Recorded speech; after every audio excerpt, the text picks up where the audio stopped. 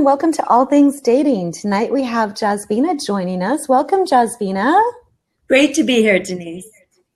Thank you so much for taking the time to join us. Can you just tell everyone a little bit about yourself and about how you got involved with matchmaking, a little bit of background information? Sure, happy to. So I run the only personalized matchmaking and dating coaching company focused on South Asian singles, so predominantly Indians, in the US, Canada, and the UK at this point. Many of our clients are very open to meeting non-Indians as well. So we're matching Indians, non-Indians. It's in no sense is it limited in that sense, but right. we're working with commitment-minded people and matchmaking, and we also do offer online dating support and strategy as well. So we are very full service in that sense, and we serve our clients in many ways. So my background is actually I'm a lawyer by training. I practiced law in San Francisco and Chicago before starting what I did. And really to back up a little bit as to how that happened, I will say that as I mentioned, the Indian culture. So if any Indians on the line, the whole idea of don't date, okay, get married is a refrain that's very common for, I think not only Indians, but a lot of immigrant children. Probably. Right. These are cultures that it's not, early dating is not actually encouraged. And there is a history, a tradition of arranged marriages. So if you're going to have an arranged marriage, and maybe it becomes a bit redundant, right, today. But, fast forward to now, and a lot of Indians, a lot of people of all different, immigrants, they are interested in finding their life partner. They're not quite interested in doing the arranged marriage route. So we really come in there for that reason. We're like a substitute, I would say, for going the arranged marriage route. But we have a sensitivity and we understand the nuances of the culture. Exactly. So that's really what that's about. And, it's really a good blend of the East and West. I think there are a lot of great things from the Eastern tradition, a lot of great things from the Western tradition. I like to think we combine the best of them for our clients. And that's how we designed our service. So, well, and it's very interesting because we did a telesummit that you were a part of last year, and we had discussed the differences between the East and the Western mindset as far as the dating and getting married is concerned. And I think a lot of people really don't realize it until they put the effort into learning more about it. So it was very interesting and enlightening to hear that. Wonderful. That was a lot of fun. It was. It did. Absolutely. Well, let me ask you this. Now, do you work with primarily men or women or both? Sure, that's a great question. Well, it's very deliberate when I designed this service. And from the beginning, I thought it'd be great to work with men and women. The reason being, as you know, as a fellow matchmaker, it's really helpful to get straight from the horse's mouth in terms of men and women, in terms of what their frank, unedited thoughts are as a client, as well as a match for our clients, right? Mm-hmm. And I like to work with men and women on sort of both sides of that, to really tap in from all different directions into the different mindsets, the different perspectives, the different perceptions. And I think that, that helps our men and women that I have, that global perspective in that sense. Absolutely. And I do the same because personally, I believe that if it's a priority for a man and it's a priority for a woman, that's going to make a better match. Whereas I've seen other matchmakers that don't necessarily take on female clients or vice versa. And I think you get a little bit of I'm not going to say strained, but almost a strained membership because of that. Because for it to work in my mind, I think both parties need to make it that priority. Yeah, I absolutely agree. Now, we do introduce our clients, both our males and our females will also be introduced to non-clients. So, that is absolutely the case. But everyone, right, who's a match or a client is, like you said, relationship-oriented, commitment-minded. It's just not that hard for people to get a date, right? So if they're looking for a casual date, there are a lot of opportunities, right? So we're not it. So whether it's a match or a client, I know we're working with someone who's relationship-oriented, commitment-minded, and that's important. It is. I think it just makes the matching so much easier when both parties have the same goal. Sure, sharing that relationship goal is something extremely important. And I say this is, I think we can get blinded by chemistry and that can kind of get dismissed. But really understanding that everyone's in it for the same reasons, similar relationship goals is really, I think, fundamentally important. So, Absolutely. Absolutely. Now, I know I've talked a lot about my service and what I do on the series, and so people have a pretty good idea of that. But you had brought up a great point in conversation about feedback and how important it is to us as matchmakers. So I know that's an issue that you wanted to address. If you want to give that kind of a preview here. sure. Well, I think that feedback is a golden opportunity for matchmaking clients to really, as we all know, things are not terribly transparent out there in the dating world. We're saying, we don't, when someone disappears, when they get ghosted, we don't really always know why, right? And I think for a lot of benign reasons, people don't want to hurt somebody. They don't want to hurt someone's feelings. They don't want to confront someone, men and women alike. So oftentimes, sometimes, and I think for some guys, I think this is more common with guys.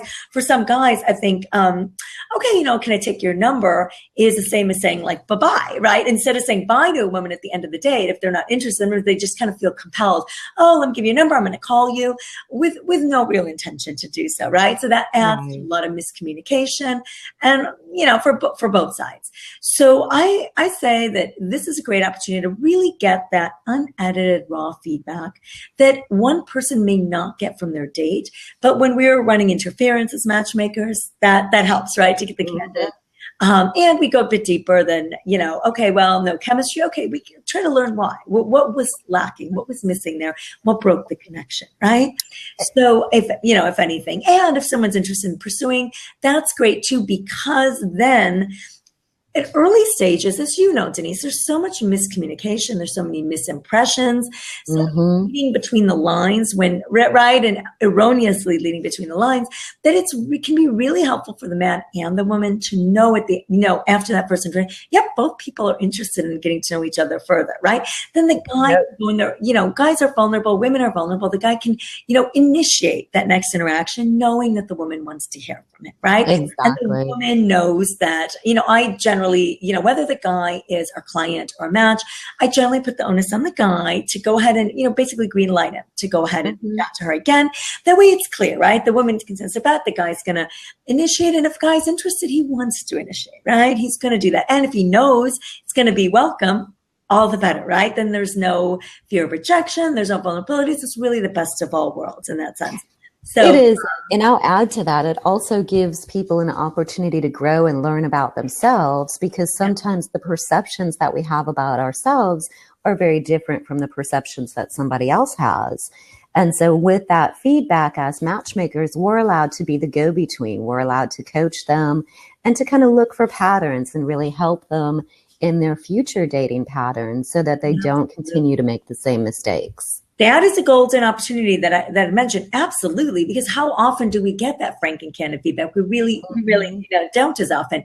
So I completely agree with that. And, absolutely. I was going to say something I just lost, but absolutely. That is really the most valuable, to be able to identify those patterns. And, the one thing I was going to mention, we have a colleague that Rachel Greenwald, she actually interviewed, I think, about 1,000 men, actually, because the whole premise of the book, why didn't he call back, right? So right. Had this fantastic, what she perceived as a fantastic date, then didn't hear back from the guy. It's kind of like, well, what happened, right? Why didn't he call back? So she actually really, interviewed these guys to find out what was happening. And an astounding number, I believe somewhere around the neighborhood of about 90% of the women guessed the wrong reason they didn't get that call back, right? So that's, if 9 out of 10 you're guessing the wrong reason, then the feedback is really important, because we're kind of making assumptions that are really not based on reality. And of course, when we make those assumptions, we're going to act accordingly, and that can be a whole just vicious cycle that's not helpful, right? Absolutely. So it's extremely important for that reason as well. Well, and not only that, I had one match that I'd recently made, and they had only gone on 2 dates. Okay. And there was that miscommunication, misinterpretation. And because I was there to be that go-between and to help both of them understand what direction it was going, they decided to proceed rather than just call it quits. Excellent. It minimizes the missed opportunities in that way, which is wonderful. That's excellent. Okay. Well, let's go ahead and jump in. I know our topic tonight was 3 tips to connect with a man on a first date. Let's jump right in. What's your number 1 tip?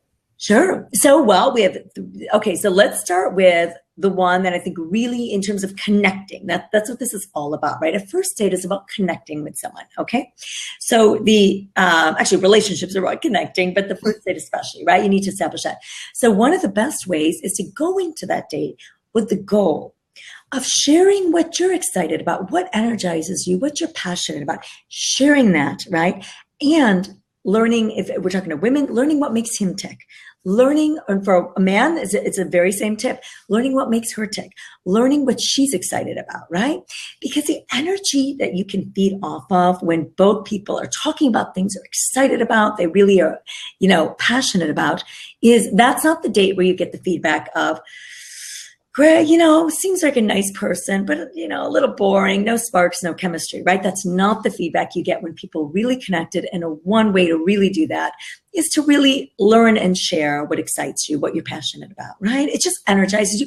And you don't need to share that passion. Sometimes I think people make the mistake of thinking, oh, well, we're going to just keep finding the commonalities and we're just going to keep going to the next one. But no, it's okay. If he or she does something that you have no desire to ever do in your life, but you can tell that it really juices them up, that's a great thing to talk about on a date, right? And it's a great opportunity to learn about something you may never have really, had a reason to know anything about until you meet this person.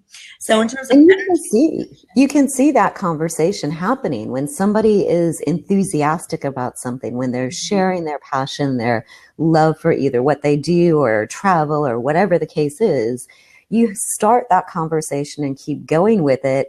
That person's eyes are just going to sparkle and it lights up the room and it just gives more chemistry, if you may. Absolutely. It shows who that person truly is because you have them talking about what they believe in.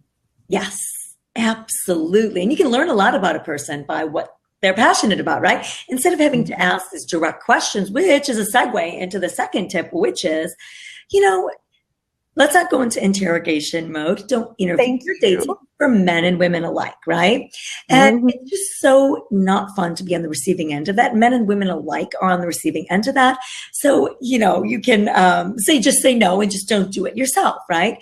Correct. It's very tempting. I understand what it's about. Like, we're all vulnerable. And a lot of times I think part of it is we want to cut to the chase, not get hurt.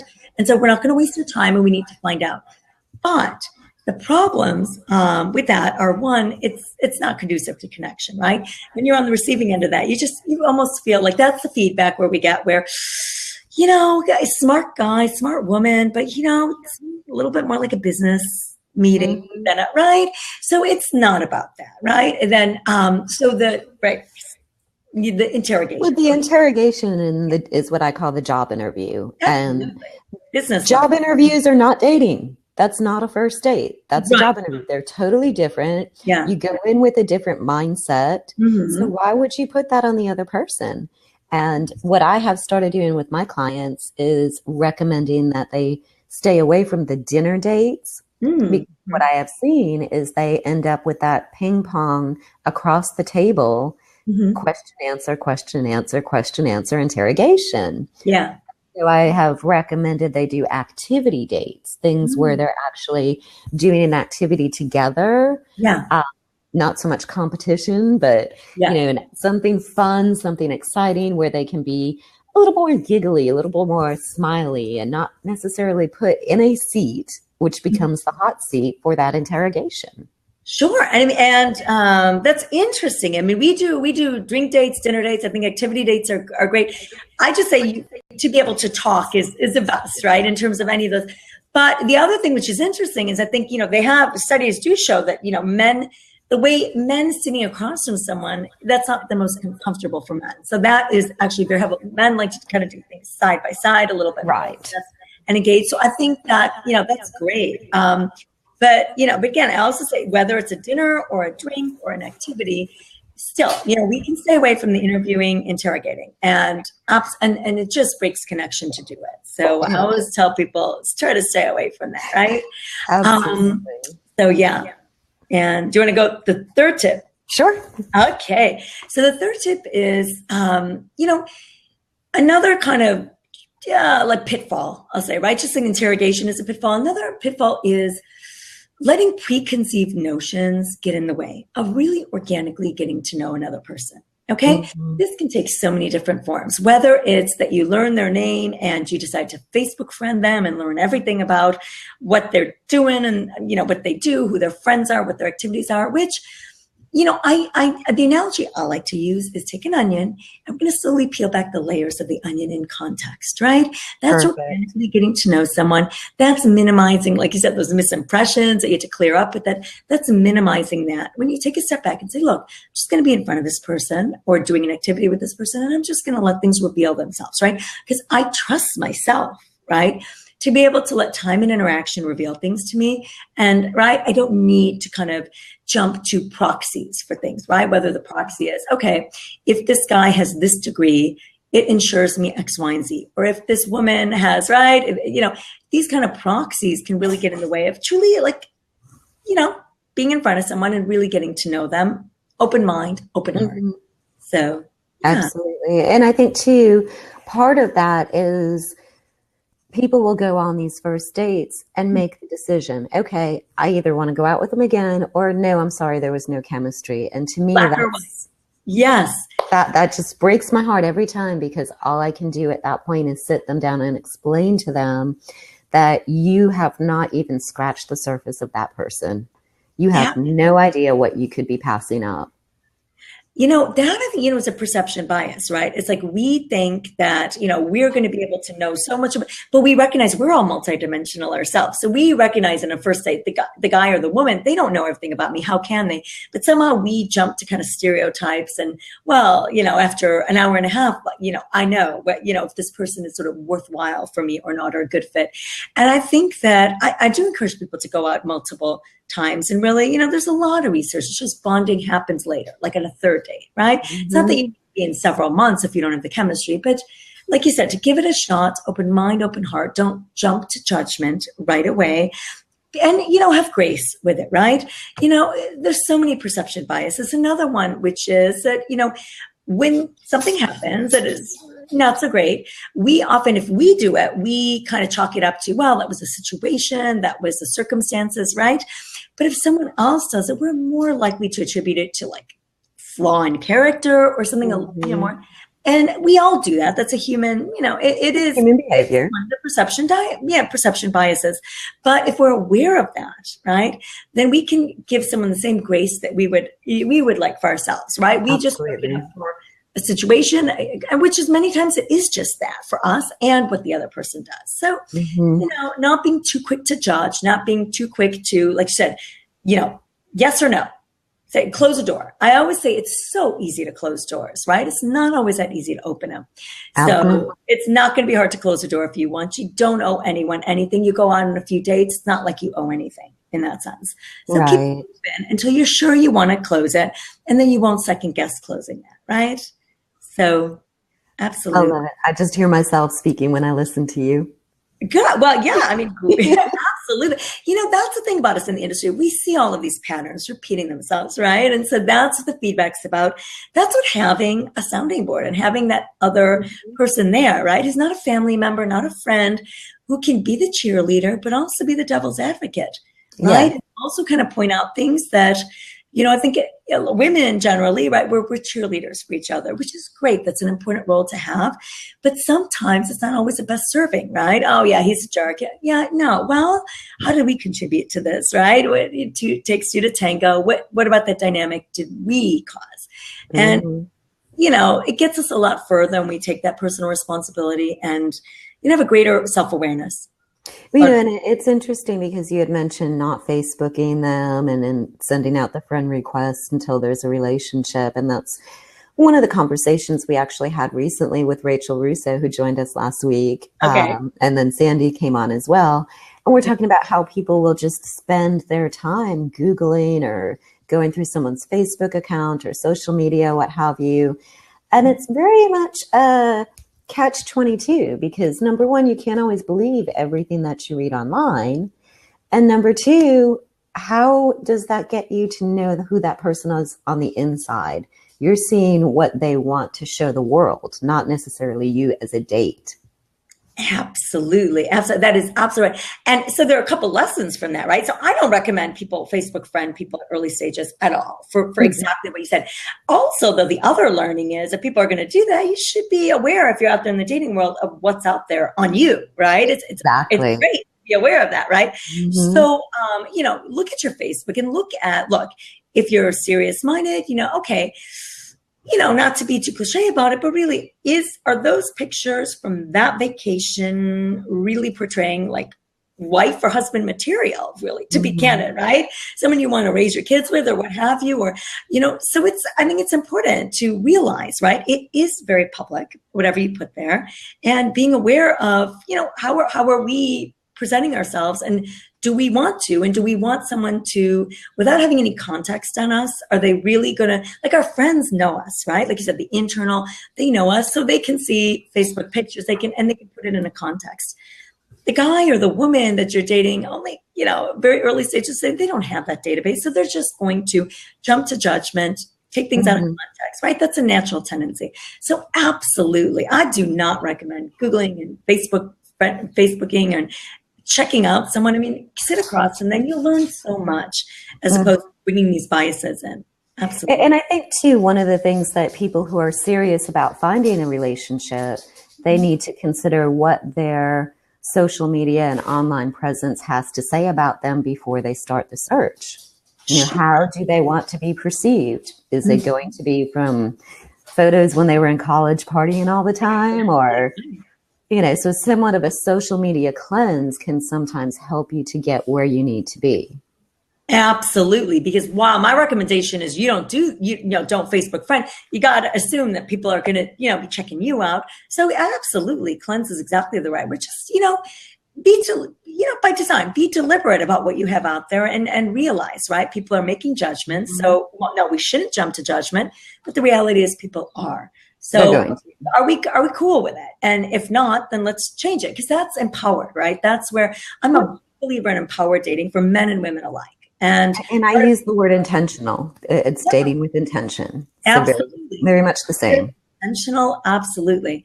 And really, you're the master of that. Like, each person can be the master of that and control.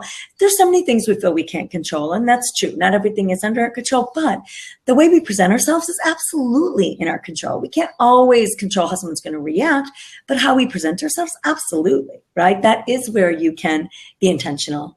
And exactly. So it's the one thing that we do have control over is ourselves and our own behaviors. And if we can get in line with the intentions, then you actually have a better chance of being successful with what your goals are. Absolutely. Absolutely. So are there any more tips that you want to share, Jasbina? This is so interesting to me we're very much on the same page. Absolutely. So these, first of all, to back up, where are these tips even coming from, right? So in addition to, right, like, there's tons of research out there, and I like to have a lot of research-backed stuff for our clients. But in addition, you and I, and all of us in our industry, we get that, raw and unedited feedback. Okay. And that really is a basis for a lot of these tips. These are tips we send out to our clients before they go on a date. And it's really a preemptive strike, right? It's like, okay, given that this is feedback that those of us in the industry get, let's preempt that and let's really, internalize these, these tips. So in addition to these three, we have a few other, and what I'd like to do is invite the listeners to go ahead and get a kind of quick and dirty, say kind of ebook, really checklist of 3 more tips as well. So I believe you can direct that. I think, is there an opt-in? Everyone is watching from my site, which is MatchMakerLive.com. Okay. They are, if you scroll down a little bit, there's a couple of free gifts that we're offering, and there's both the 3 tips to connect with a man and 3 tips to connect with a woman that you can download from Jasbina. There's also some links that can put you in touch with her to find out more about her services, intersections matchmaking, and the coaching aspect of what she does as well.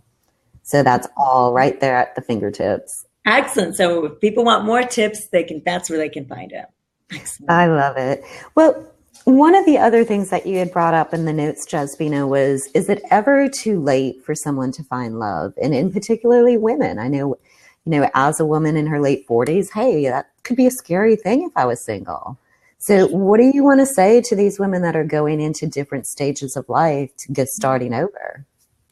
Sure. Okay. So a few things. One is unequivocally, it is never too late for a woman, for a man to find love. So absolutely, I'm gonna put that out there. It is never too late. Okay.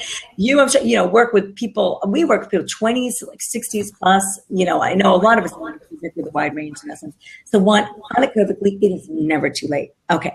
Now, that being said, I will also say you mentioned different stages. And I think, again, dovetailing with your intentional, which I completely agree with, and empowered, intentional, conscious, all of that, I would say that it is wise for women to be aware of different, Hi. Sorry, I went out there for a second. That's okay. I was going back to the different, it's never too late to find love. Absolutely. Absolutely bold, italicize that, capitalize it. Absolutely. Mm-hmm. Now, that said, also, I want to also add, though, that I think it is wise for a woman to be aware sort of different things going on. Like, let's say they want children. Then I would say that's something that at a certain age, if they get to a certain age and they haven't, they don't kind of have a guy in sight, it is, either sort of think through that, like either prioritize that or like kind of plan ahead a little bit. Like we work with a lot of people, very highly educated. Okay. And it's great to kind of, as you're on that track, also be aware of what do I want in my life? Do I also want kids? And if I do also want kids, there is, unfortunately, and I think this is part why it's, this is how the world works. And yeah, a woman in her 40s or late 30s who wants kids is not in the same position as a man in his late 30s or 40s who wants kids. So I think being aware of that is extremely important. Again, from a place of empowerment, not to let it demotivate or anything like that, but rather to put the fire under you and actually motivate you to say, look, there are a lot of things I want to accomplish in my life. There's a certain time-related aspect to some of them. So I need to be aware of that and work with that. Okay. And then, also I think it's important, again, not from a disempowering place of losing hope, but more from an awareness, right, point of view, which is now, as we do get older, I know you mentioned the late 40s, as we do get older, in this country, at least, so we deal with the US, Canada, and the UK. So the demographics are not always the same in all different countries. But in the US, it is true that just the census will bear out that the numbers of single and available women 35 and up is greater than the numbers of single and available men. It's important to be aware of that. Again, does that mean that, that's all it means. And so again, let that fuel you and let that motivate you and energize you to say, hey, there are most people that we work with, I know they've beaten the odds in other areas of their life. This is just another place to do that, right? Absolutely. And as you know, we're working with people throughout the country. So different regions of the country, different states, different cities, those demographics are different. Right? Mm-hmm. So being aware of that and just making empowering choices aligned with what your life goals are is extremely important, I say. So if that means that something else that was been a big focus of yours becomes lesser so, or you'd be willing to do anything from changing jobs, move, whatever, love is rare. And if it's truly a top priority, then align with that being a top priority in all aspects of your life. So that's any type of goal setting.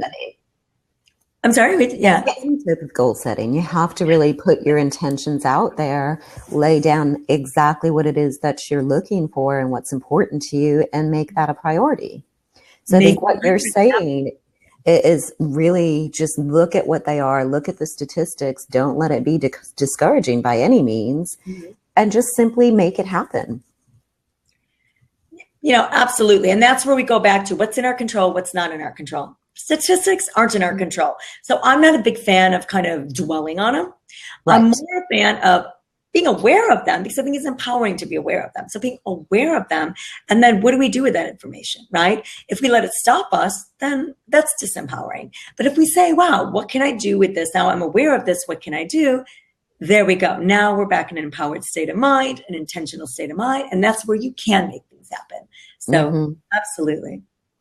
But I think this is all really great stuff, Jasbina. I know, we kind of labeled this 3 tips to connect with a man, but it really goes both ways. And so there's a lot that both men and women can learn from this. And like you said, it's a matter of being empowered and being intentional. Mm-hmm. Absolutely. Is there anything else that you want to add to these? I mean, I know we've got some downloads available and things of that, but we've got a few minutes left if you want to throw something more out there. One thing to keep in mind, because there's been a lot of great information on this, I'm sure other episodes you're doing, there's a lot of great information on the internet. Not all of it, right? But there is some good information from all of us in the industry.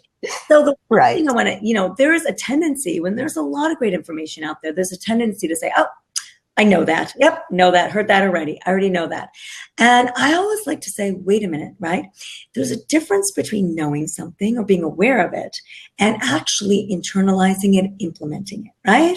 So we have so many great tips we tell our clients, but how many times do we then have to go back and kind of look at how is it being implemented in practice and help our clients tweak that, right? Because we kind of fall into default patterns and it's like we can know something, but we're not really, right? We're not really implementing it.